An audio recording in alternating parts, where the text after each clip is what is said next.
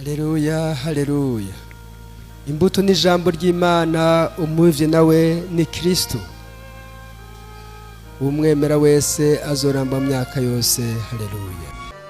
Uri mugenzi wande kuri no saha abafise imigenzo nk'iya no kumusaraba bwa butwari budahesha Yezu Kristo adahesha baje kumurondera akavuga ati reka bubigiye nimufata ni jewe niwe mwami w'abayahudi ni jewe bagati ni jewe reka abandi bigire ni jewe ubutwari kugumya ibanga gushaka no kumusaraba kugamburukira Imana no kuyikunda kugamburukira Imana. Yobu ni wayivuga neza ukubaha Imana nibwo bwenge kandi ukuva mu bugugu nukuhe ibicumuro ukibikunda rero ucubico tutavuze ubwa mbere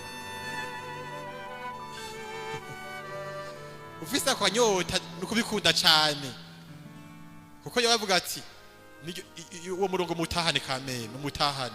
Yobu kigabye cya 28 akarongo ka 28 nyene havuga hati ukubaha Imana nibwo bwenge ukuva mu bujuju naho niko kuva mu bicumuro niko kuva mu bujuju naho rero tukikunda ibicumuro tukabijya nk'ibiharage n'umuceri tujya tugibiharage n'umuceri ubujuju turashari kumwe tiko turajujuta tiko turazezeta cyabo cya wa mwana abana bibujumbura batazi kirundi umwana yajanye na nyina iyo rugura asanga impendera manitse bariko barabaga avuga ati ngo mama naje gutandukanya kuzezeta no kurereta ujya mpindira kirazezeta abanye mpindira kirarereta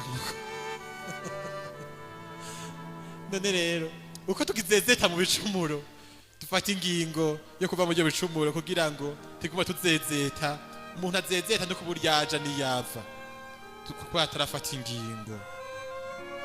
None rero mukama duhamagarira kugamburukira Imana kuko tuzoseruka mu ishusho ya Yezu Kristo yagamburukiye Imana dutegereza kumwigana kanatsinda ni wavuga ati kugamburukira Imana no kuyikunda nivyo mukama shima turabisanga mu nkuru nziza ya Yezu Kristo nkuko yanditswe na Yohani Mweranda kigabane ca 14 akarongo ka 15 ugunkunda azozigama amabwirizwa yanje kuzigama amabwirizwa yanje arongera ati nimugume mu rukundo rwanje nimwazigama amabwirizwa yanje muzoguma mu rukundo rwanje nkuko na jewe nyene nazigamye amabwirizwa ya data haguma mu rukundo rwiwe.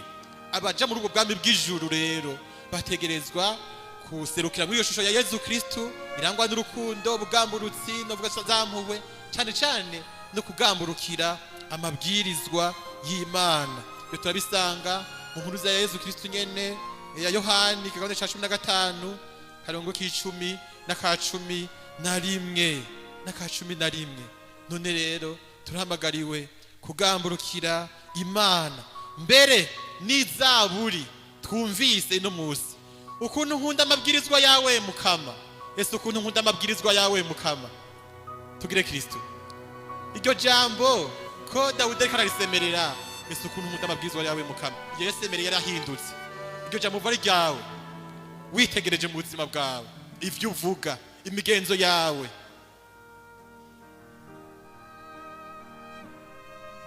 abubeshera buriga muri sentare kubeshera abantu ubizi impande y'indimo y'uwundi ko kumuyigazura ubizi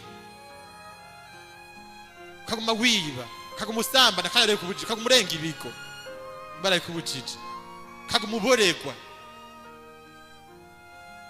ugasanga n'ibikorwa byo kunanira kurangura kubera kuboregwa kaguma wiyahura kandi bakubwira ati igerere. None iri jambo umva ari iwawe ukuntu nkunda amabwirizwa yawe mukama mwavyumvise none ese ukuntu nkunda amabwirizwa yawe mukama iryo jambo tutabesha wumva ko rivuga imbere y'Imana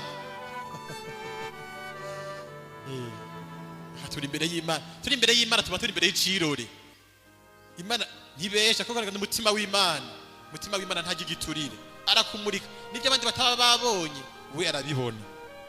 Ese nkunda amabwirizwa yawe Mukama,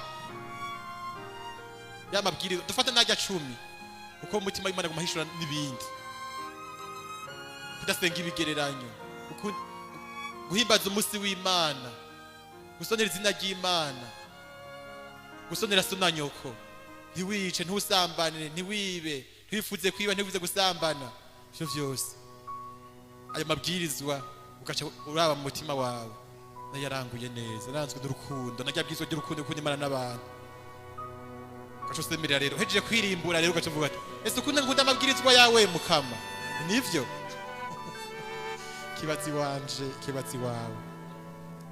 Zaburi nayo nyene, Zaburi 118 iratubwira izishimangira uwo mwitwarariko wo kurangura amabwirizwa y'Imana kugira ngo tubegwe nabo baje mu bwami bw'ijuru. Ukuntu nkunda amabwirizwa yawe Mukama, nkunda amabwirizwa yawe Mukama. Ivyo rero duhamagariwe novuga abaja mu bwami bw'ijuru bategerezwa kubaha no kugamburuka amabwirizwa y'Imana, kandi kubaha amabwirizwa y'Imana nibwo bwenge, kari kuva mu bicumuro, niko kuva mu bujuju, niko kuva mu bugugu, niko kuva mu buzeze. Ubwa gatatu Umukama duhamagarira gusobanura biri muri wa mugani nyene wa gatatu mbere n'uwa kane, kuko yavuga ati umuntu yafashe ingingo aheje kumva iyo migani yose. Yezu yahejeje avuga ati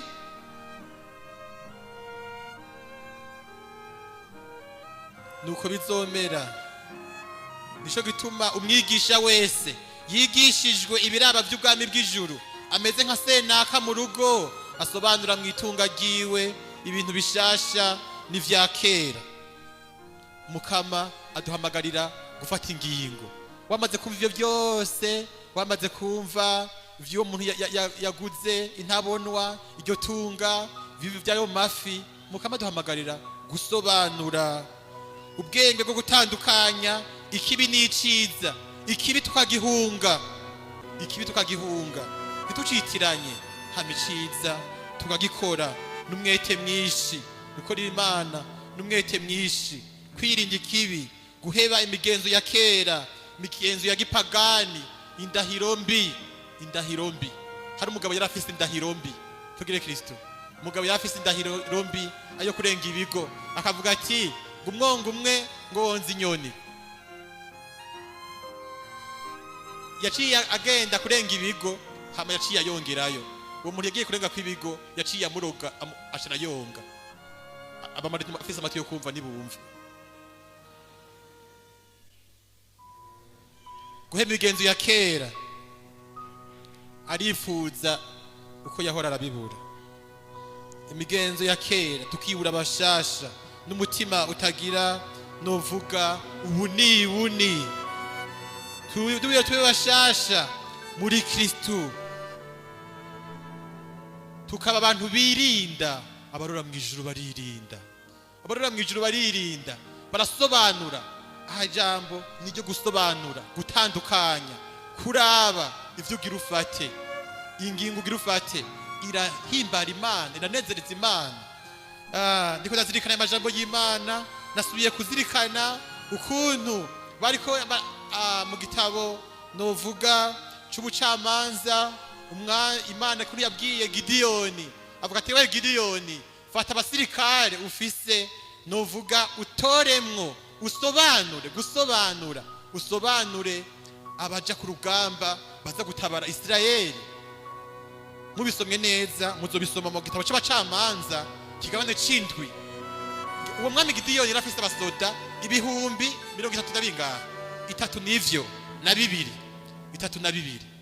Naho mu mateka ya mbere aranga abasirikare nirihe ubutwari no kurinda. Hajya abantu bose bafise, abasirikare bafise ingabirano zabo, abigisha bafise ingabirano zabo, abasirikare bafise ingabirano zabo, ababikira bafise ingabirano zabo, abanyeshuri bafise ingabirano zabo. Ingabirano iranga abasirikare nukurinda, kandi bwo kurinda bishika ku butwari. Kurinda ubutwari naho umuntu w'intwari hageze rukamvye ntasubiza umugongo inyuma, aguma afonsa abandanya agwana. Hama rero ubwa mbere kugira babatore bagusobanura avuga ati bwira, koresha ijambo ubwa mbere, bwira muri abo basirikari 3200 babwira ati umuntu wese azi yuko afise ubwoba atahe kubera ijambo ry'Imana ryaba rifise ubushobozi bwa mutima w'Imana, ryarashike wararyumva ariko ryumva. Muri uwo mwanya nyene 220 baca barataha 220 baca barataha, hasasigara ibihumbi bingahe? 10 nivyo byasigaye.